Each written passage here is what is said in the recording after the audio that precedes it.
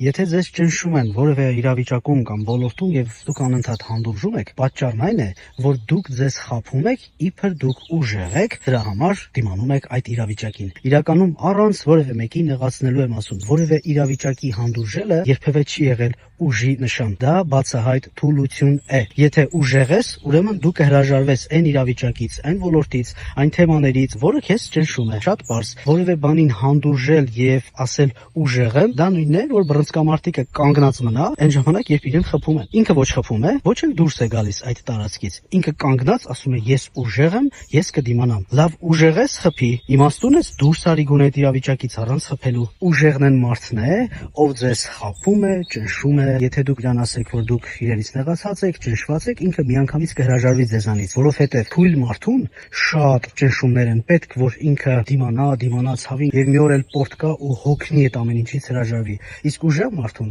շատ չնչին նեղություն է պետք, որպեսզի նա հրաժարվի իրեն չգնահատող միջավայրից։ Իսկ ինչու է կարևոր ճիշտ արտահայտվել երևույթի մասին, որովհետև երբ դուք ասում եք ես ուժեղ եմ, դրա համար հանդուրժում եմ, իսկ ուժեղը դրական երևույթ է, դուք շարունակում եք հանդուրժել, մտածելով, որ դե դրական բան եք անում, դուք դրական կերպար ունեք այդ պատմության մեջ։ Իսկ երբ երևույթները ճիշտ անուններով կոչեք, ասեք, որ ես թույլ եմ, դեռևս չեմ համարձակվում դուրս գալ այս իրավիճակից, չեմ համարձակվում ռիսկի դիմել։ Երբ դուք անընդհատ լսում եք այն, որ դուք գտնվում եք բացասական կարգավիճակում, թույլ, այդ ժամանակ մոտիվացիա եք ստանում փոխելու իրավիճակը։ Իսկ թե ինչպես խոսել ձեզ ճնշողների, մանիպուլացնողների եւ սադրողների հետ, այդ մասին ես ամեն օր խոսում եմ իմ Telegram-յան ալիքում։ Եթե ցանկանում եք միանալ, դրեք պլյուս կամ գրեք նշված համարին։